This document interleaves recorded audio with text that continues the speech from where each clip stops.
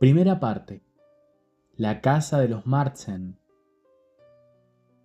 Ningún organismo viviente puede seguir existiendo durante mucho tiempo en la realidad absoluta sin perder la razón. Hay quien supone que incluso las alondras y las cigarras sueñan.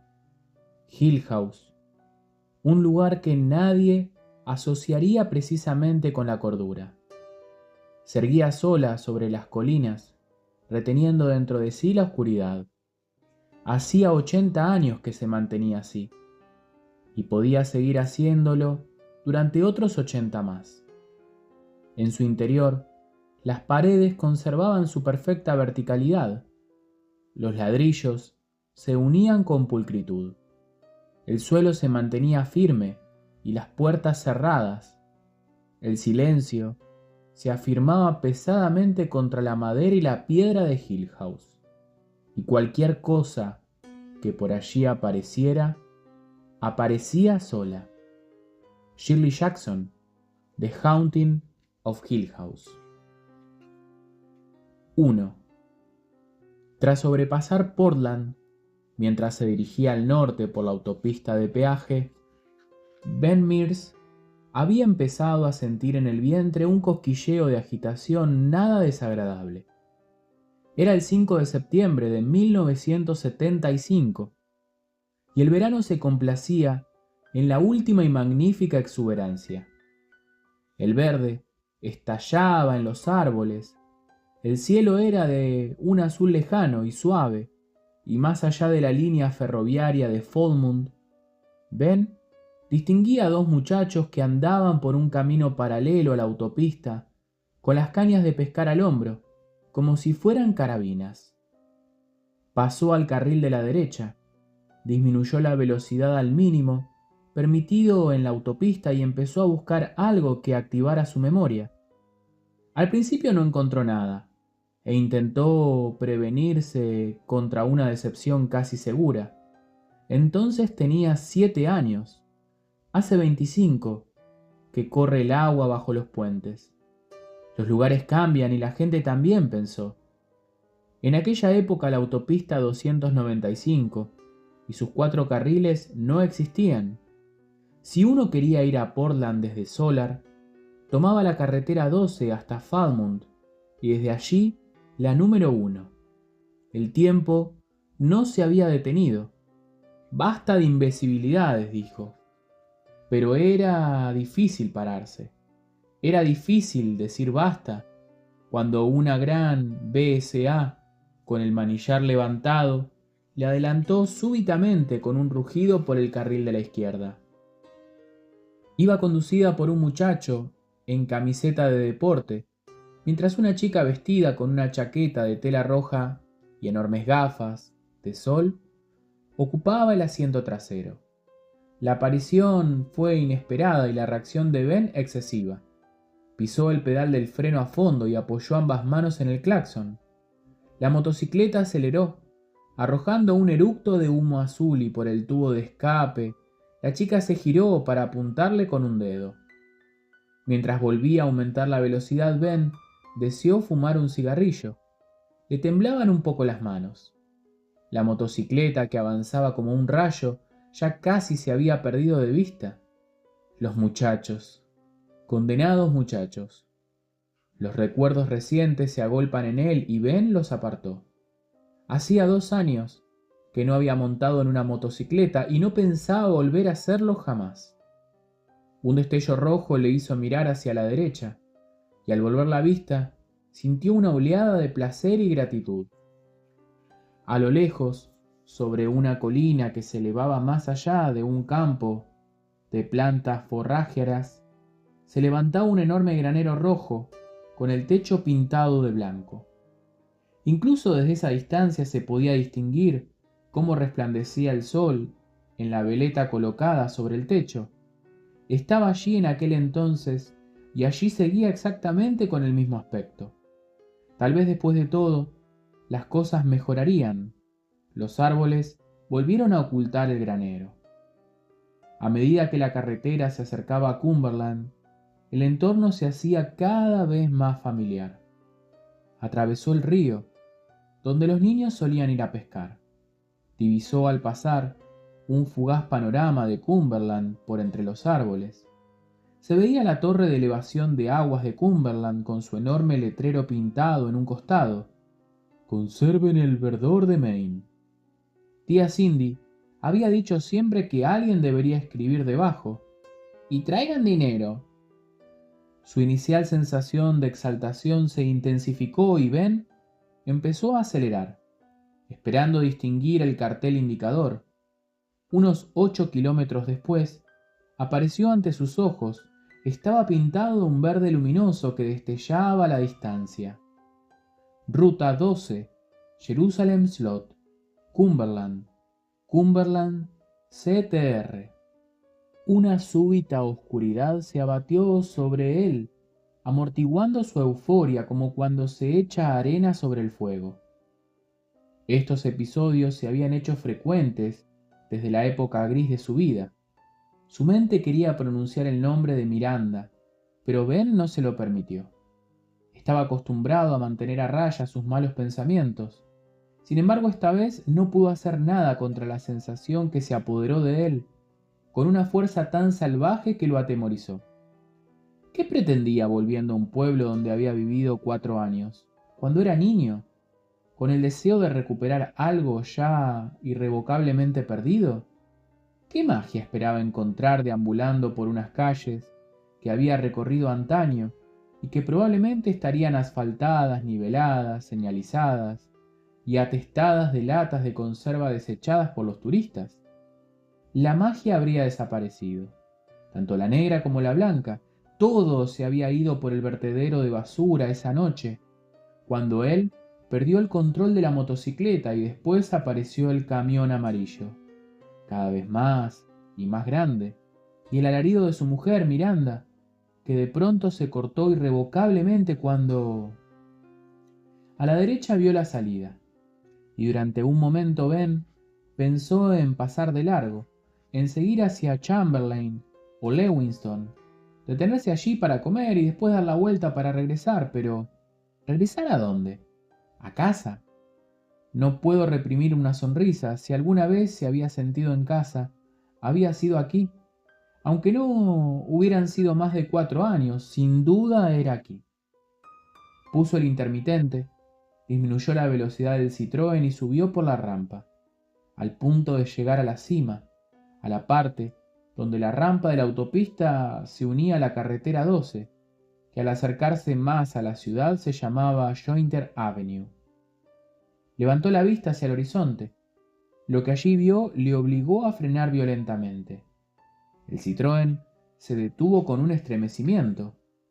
Los árboles, pinos y abetos en su mayoría, se elevaban en una suave pendiente hacia el este y daban la impresión de amontonarse en el cielo hasta donde alcanzaba la vista. Desde su posición no se distinguía el pueblo, nada más los árboles, y en la distancia el ángulo agudo del techo a 2 aguas de la casa de los Martzen. Ben se quedó mirándola fascinado.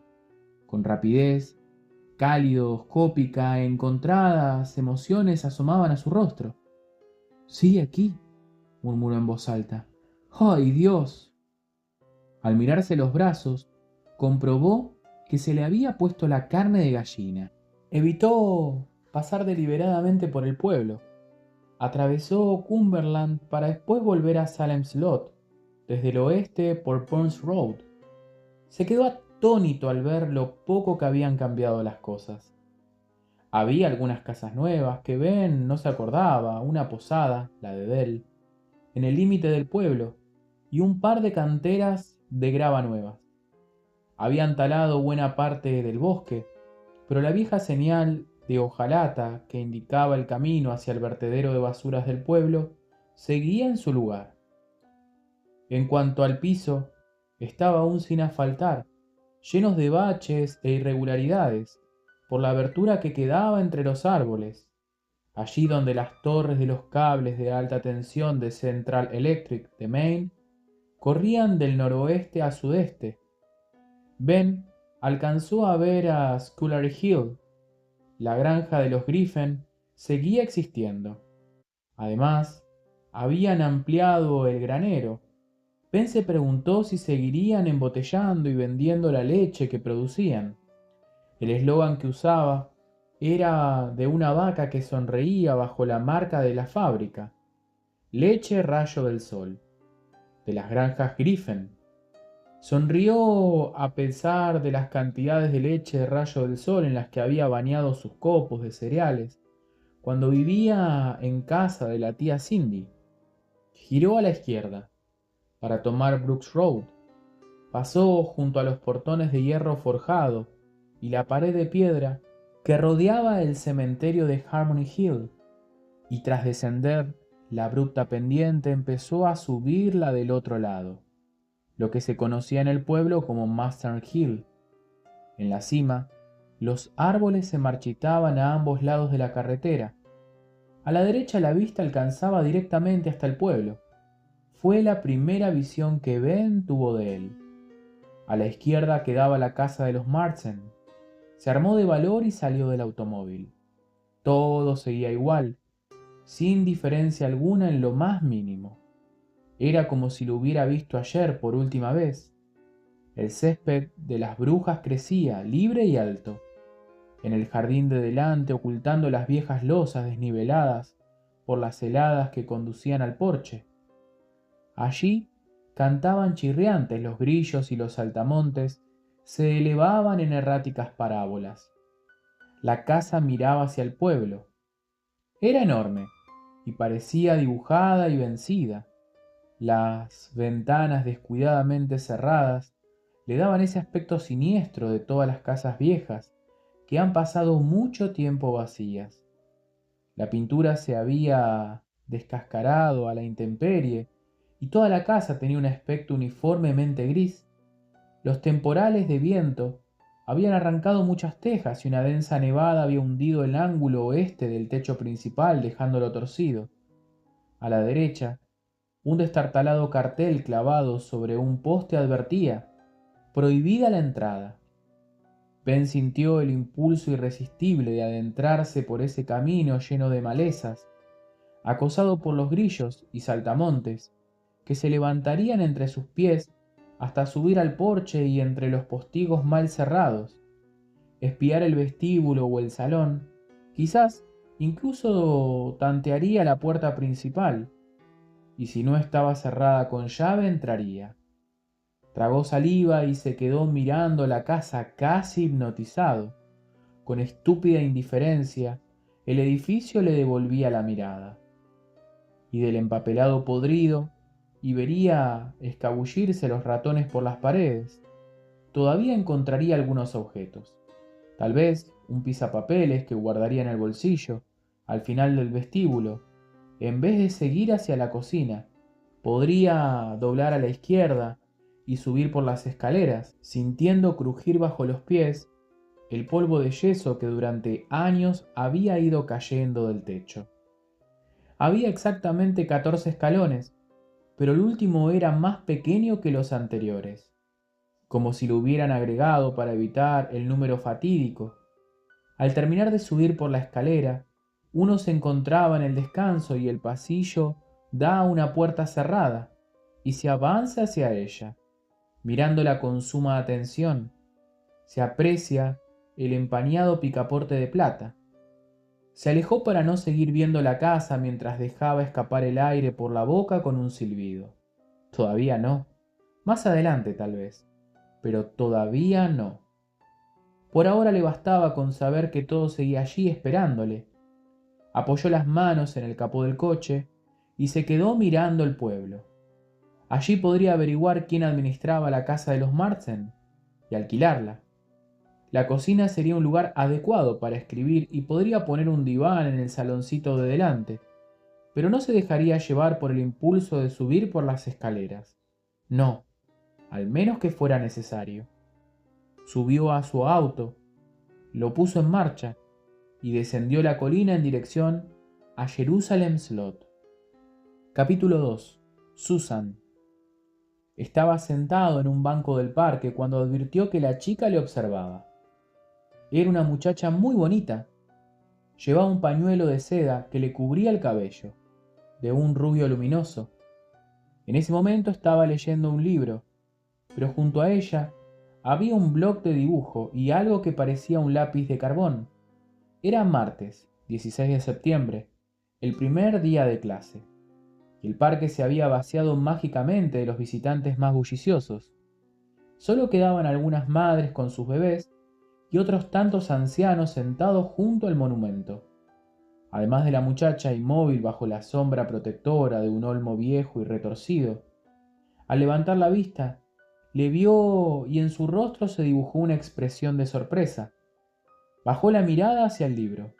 Después volvió a mirar e hizo ademán de levantarse. Pareció pensarlo 2 veces. Por fin se levantó, pero volvió a sentarse. Ben se puso en pie y se dirigió hacia ella, llevando en la mano su libro. Una novela del oeste en edición de bolsillo. Hola, la saludó cordialmente. ¿Nos hemos visto antes? No, respondió la chica. Es decir, usted es Benjamin Mars, ¿no es cierto? Es cierto, confirmó Ben, arqueando las cejas. La muchacha dejó escapar una risa nerviosa mirándole. Por un momento a los ojos como si quisiera leer sus intenciones. Sin duda no estaba acostumbrada a hablar con los extraños que se encontraban en el parque. Me pareció que veía un fantasma, explicó ella, mientras le mostraba el libro que tenía en la falda. Ben alcanzó a ver que entre las tapas había un sello. Biblioteca Pública de Jerusalem Slot. El libro era Danza Aérea, su segunda novela. La chica le mostró la fotografía que aparecía en la solapa de la contratapa, tomada hacía ya 4 años. La cara de Ben tenía un aire juvenil y tremendamente serio. Los ojos eran como diamantes negros. De tan triviales comienzos arrancan las dinastías, comentó Ben. Aunque sus palabras eran una broma sin intención, quedaron extrañamente suspendidas en el aire como una profecía formulada al descuido. Tras ellos, varios chiquillos, que apenas sabían andar, chapoteaban alegremente en la pequeña piscina, y una de las madres advertía a Rhodey que no se columpiara tan alto con su hermanita.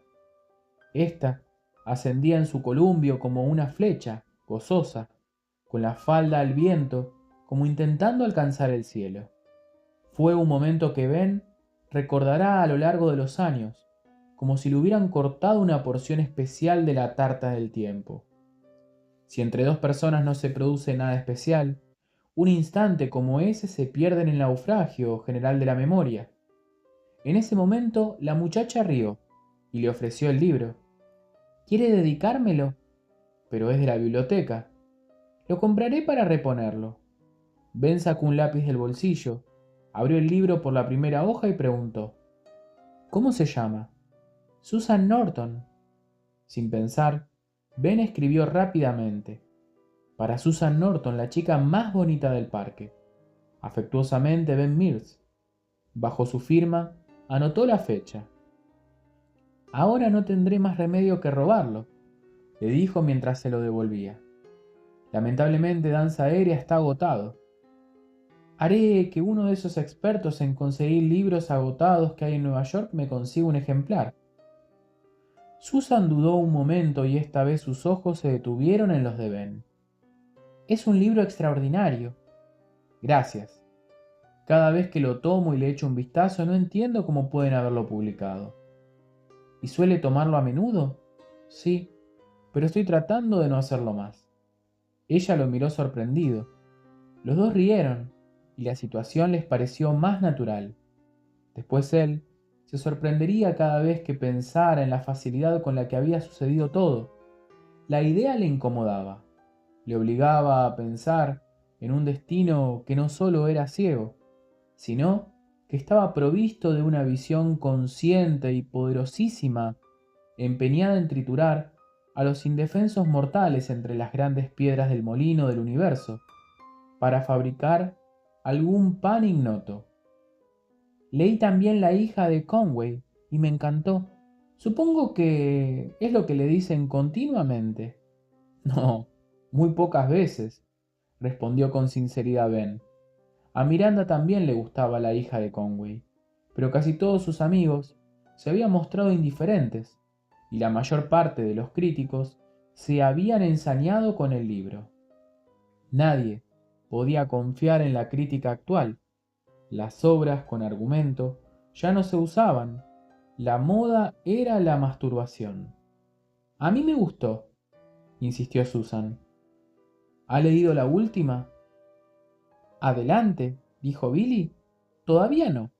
La señorita Coogan, la del drugstore, dice que es bastante fuerte. Pero si es casi puritano, protestó Ben. El lenguaje es áspero, pero cuando se describen muchachos del pueblo sin mucha educación no se puede... Oye, ¿puedo invitarte a tomar un helado o algo así? Yo estaba pensando en tomar uno. Por tercera vez Susan observó sus ojos. Después, su sonrisa iluminó su rostro cálidamente. Sí, me encantaría. Los de la tienda de Spencer son fantásticos. Así fue como empezó todo. ¿Esa es la señorita Coogan? Ben lo preguntó en voz baja sin dejar de mirar a la mujer alta y delgada, que llevaba un delantal de nylon rojo sobre su uniforme blanco. El cabello, con algunos reflejos azules, estaba marcado en una sucesión de ondas que parecían escalones. La misma. Tiene una carretilla que lleva a la biblioteca todos los jueves por la noche. Hace reservas de libros a montones y vuelve loca a la señorita Strachey. Estaban sentados en los taburetes tapizados de cuero rojo del bar. Ben sorbía un helado de chocolate con soda y Susan uno de fresa. El local de Spencer también hacía las funciones de estación local de autobuses, y desde donde ellos estaban se veía más allá de una decrépita y anticuada arcada la sala de espera, en la que un muchacho con uniforme azul de las fuerzas aéreas esperaba de pie con aire sombrío y la maleta colocada entre los pies. No parece sentirse muy alegre, ¿verdad?, señaló él, siguiendo con la mirada a ella. Supongo que se le acabó el permiso, volvió a conjeturar él, y pensó, ahora me preguntará si hice el servicio militar. Uno de estos días, dijo ella en cambio, tomaré el autobús de las 10:30 y... Adiós, Salem Slot. Tal vez me marche, con un aspecto tan triste como el de ese chico. ¿A dónde irás? Supongo que a Nueva York. Quiero comprobar de una vez si puedo valerme sola. ¿Y aquí? ¿Qué es lo que va tan mal? ¿En Solar? Oh, esto me encanta, pero tengo problemas con mis padres, ¿sabes? Es como si estuvieran siempre leyendo por encima de mi hombro, un fastidio. En realidad no es un pueblo muy adecuado para una chica que quiere llegar a algo. Se encogió de hombros e inclinó la cabeza para sorber su pajita. Tenía el cuello tostado con los muslos bellamente dibujados. Llevaba una camisa estampada de colores que dejaba adivinar una hermosa figura. ¿Y qué clase de trabajo buscarías?, preguntó Ben. La chica se encogió de hombros otra vez. Tengo una licenciatura en artes por la Universidad de Boston que en realidad tiene menos valor que un diploma que me dieron para certificar mi graduación. Apenas sirve para situarme en la categoría de los idiotas educados. Ni siquiera me prepararon para decorar una oficina. Algunas de las chicas que fueron conmigo a la escuela secundaria ocupan ahora estupendos puestos de secretaria. Pero yo nunca fui capaz de escribir a máquina más de 30 pulsaciones por minuto. ¿Qué posibilidades tienes? Bueno, tal vez una editorial, respondió ella con vaguedad. O alguna revista, publicidad, no sé. Son lugares donde siempre puede haber algo para una persona que sabe dibujar. Y yo sé hacerlo. Tengo una carpeta. ¿Tienes alguna oferta?, preguntó suavemente Ben. No, eso no, pero... A Nueva York no se puede ir sin tener ofertas, créeme. No harías más que gastar zapatos. Supongo que sabes lo que dices, sonrió Susan con inquietud. ¿Has vendido algo en esta zona? De pronto ella se rió. Oh, sí.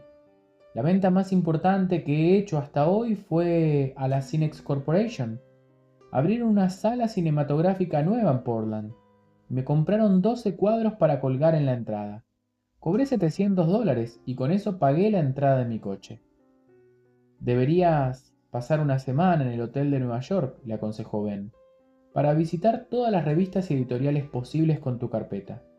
Pero procura concretar las entrevistas con 6 meses de antelación, para que los editores, encargados de personal, no tengan cubierta su agenda. Y por Dios, no vayas a una gran ciudad simplemente a probar suerte. ¿Y qué hay de ti?, preguntó Susan, mientras dejaba la pajita para empezar a comer el helado con la cuchara. ¿Qué estás haciendo en la próspera comunidad de Jerusalem Slot, Maine? Población de 1.300 habitantes. Trato de escribir una novela, respondió Ben encogiéndose los hombros. Al instante, la emoción se iluminó el rostro de Susan. ¿Aquí? ¿En Solar? ¿Una novela sobre qué? Porque este pueblo... ¿Estás? Ben la miró con seriedad y dijo: Se te está cayendo el helado. Disculpa. Con una servilleta, enjugó la base de su vaso. No pretendía ser curiosa, en general no soy entrometida. No es necesario que te disculpes, la tranquilizó Ben. A todos los escritores les gusta hablar de sus libros.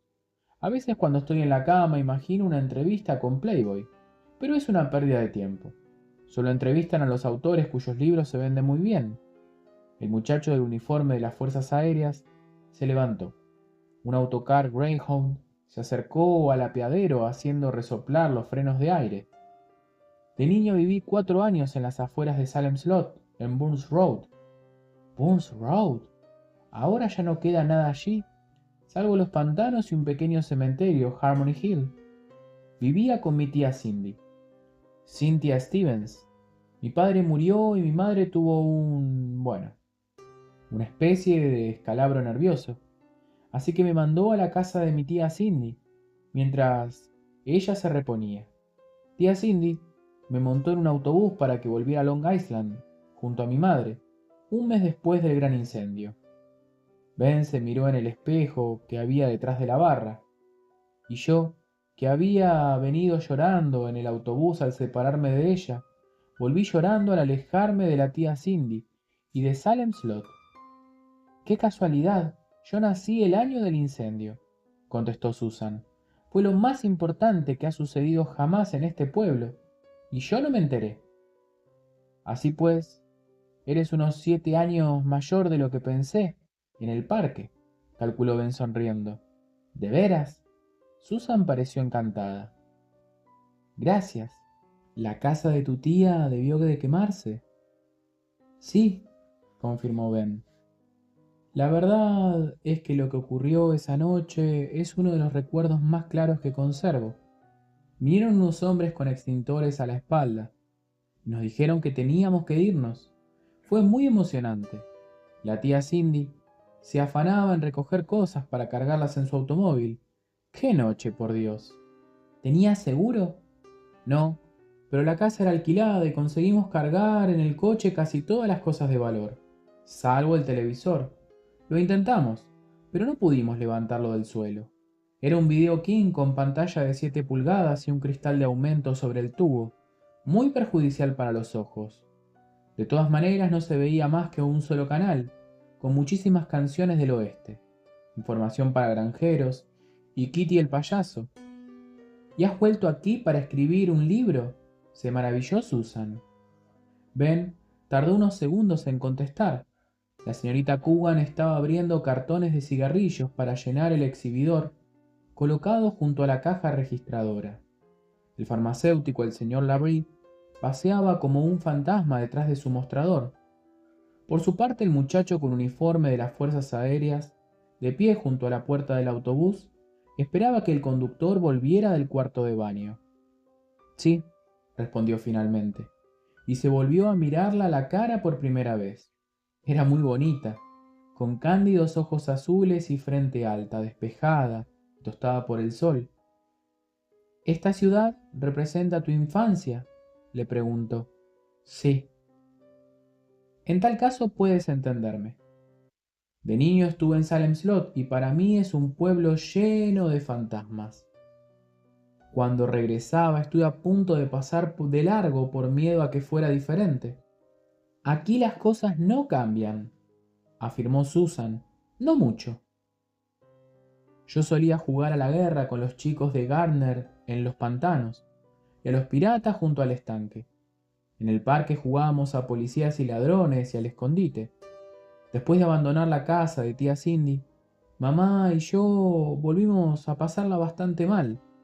Ella se desvivió cuando yo tenía 14 años, pero mucho antes se me había caído todo el polvo mágico.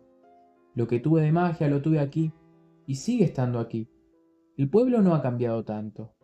Mirar por Jointer Avenue es como mirar a través de un delgado cristal de hielo, como el que se puede sacar de la cisterna del pueblo en noviembre. A través de él puedes mirar tu infancia, ondulante y brumosa. Hay lugares donde se pierde en la nada, pero la mayor parte sigue estando allí intacta. Se detuvo atónito. Había hecho un discurso.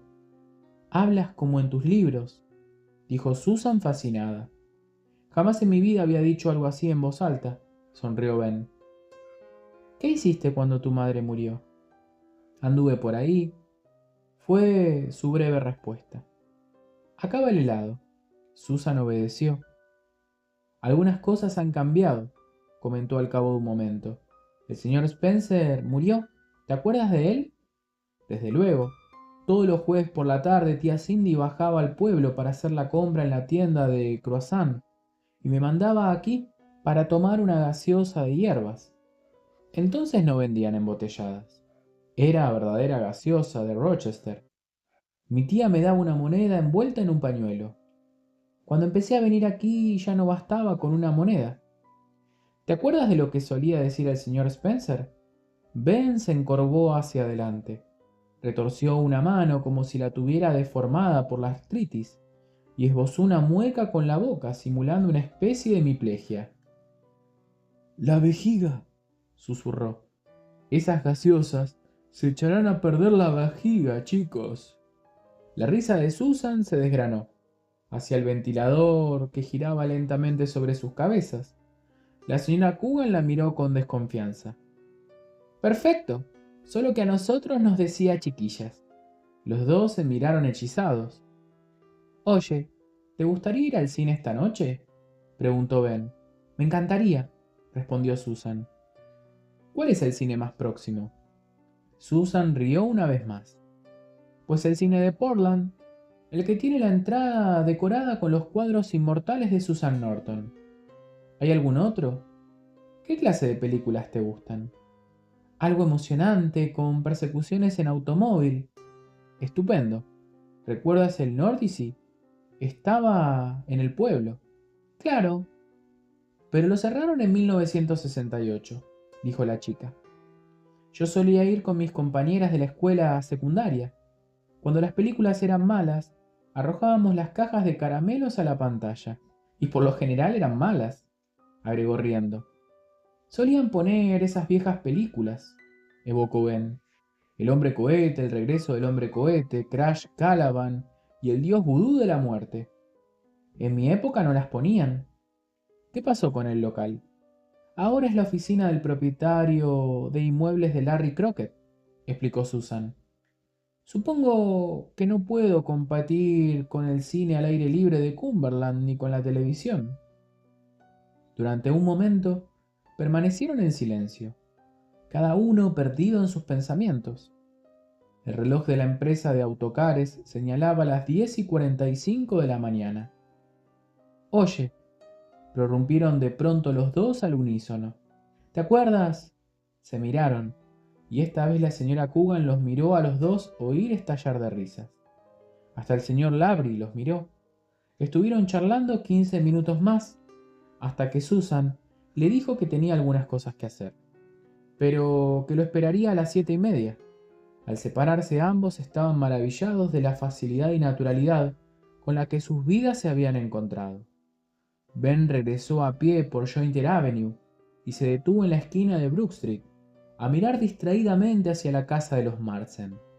Recordó que el gran incendio forestal de 1951 había llegado casi hasta el jardín de la casa antes de que cambiara de dirección el viento. Tal vez debería de haberse quemado, pensó. Tal vez eso hubiera sido lo mejor.